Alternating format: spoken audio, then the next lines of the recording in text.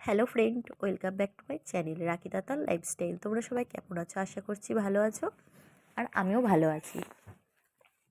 তো বন্ধুরা, দেখো আমি এখানে শসা, গাজর, টমেটো, কাঁচা লঙ্কা, ধনেপাতা এইসবগুলো এখন কেটে নেব। আর আলুটা সেদ্ধ বসিয়ে দিয়েছি। আজকে বানাবো ঝালমুড়ি। যেরকম আমরা স্কুলে যেতাম, স্কুলের পাশে মেলায় যেরকম খেতাম, ওরকমই বানাবো আজকে। তো চলো, পুরো ভিডিওটা কিন্তু দেখো, স্কিপ করো না। আর আজ যেহেতু বড়বার আমরা নিরামিষ খাই, সেই জন্য পেঁয়াজটা কিন্তু ব্যবহার করব না। চলো আলুটা। তো দেখো বন্ধুরা, আমি এখানে কিন্তু ঝালমুড়ি তৈরি করার জন্য সব রেডি করে নিয়েছি।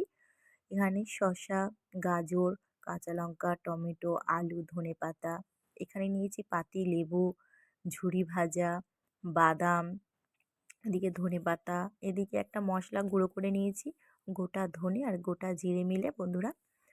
আর এখানে নিয়েছি ছোট ছোট নিমকি ভাজা, এখানে নিয়েছি আম তেল, এখানে নিয়েছি কাসুন্দি সস, লবণ আর সর্ষের তেল, আর এখানে নিয়েছি চানাচুর।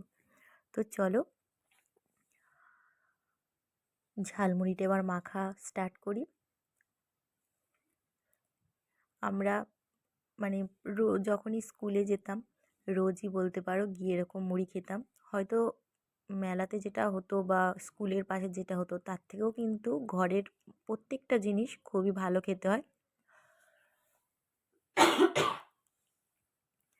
এরপর আমি এখানে কাপ মেপে মোট 4 কাপ মতো মুড়ি নিয়েছি।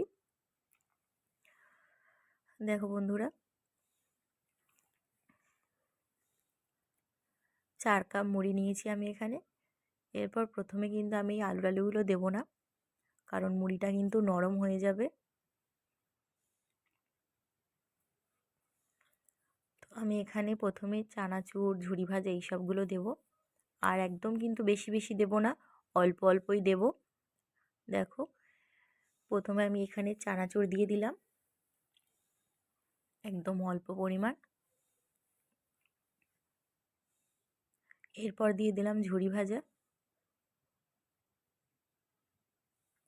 এই কুচো ঝুরি ভাজাগুলো না সব কিছুর সাথে, আলু কাবলি, চানা, মুড়ি, শুধু খেতেও আমার খুব ভালো লাগে। এরপর বাদাম আর কুচো নিমকিগুলো দিয়ে দিলাম। তোমরা কিন্তু অবশ্যই বন্ধুরা এইভাবে মুড়ি বানিয়ে খেয়ে দেখো, সত্যি বলছি দারুণ খেতে লাগে। বাইরের দোকানের মুড়ি আর বাড়িতে তৈরি করা ঝালমুড়ির মধ্যে অনেক তফাৎ। এরপর আমি সব কিছু যেগুলো কুচিয়ে রেখেছিলাম কেটে, আলুও সেদ্ধ করে কুচিয়ে নিয়েছি, সেগুলো সবই দিয়ে দিলাম। আর ওগুলো দেবো না, অল্প থাক। এরপর আমি ধনেপাতা কুচি দিয়ে দিলাম।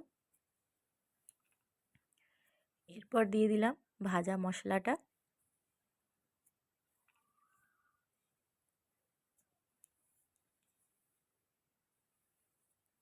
এরপর দিয়ে দিলাম সর্ষের তেল।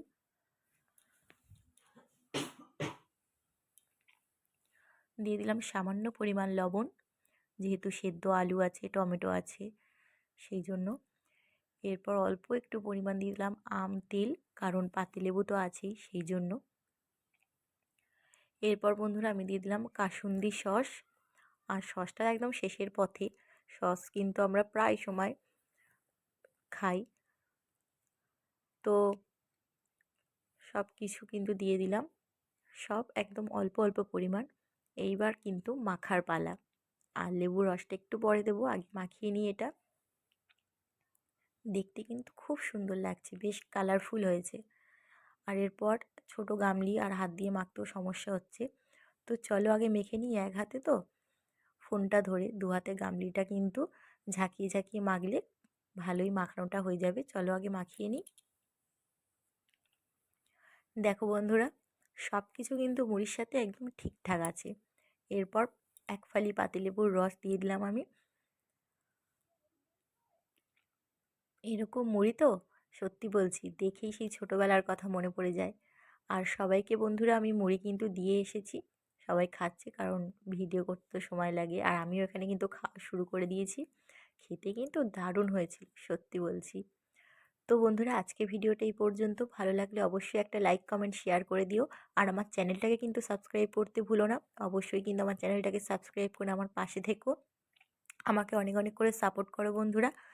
আমি আরও নতুন নতুন ভিডিও বা পুরোনো দিনের ভিডিও নতুন করে ছাড়তে পারি তোমাদের কাছে। এক এক করে সব হবে ধীরে ধীরে। তো চলো বন্ধুরা, টাটা। আর তোমরা কিন্তু অবশ্যই কিন্তু এইভাবে মুড়ি বানিয়ে বাড়িতে খেয়ে দেখো। সত্যি বলছি, দোকানের থেকেও খুব ভালো লাগে খেতে। চলো, টাটা।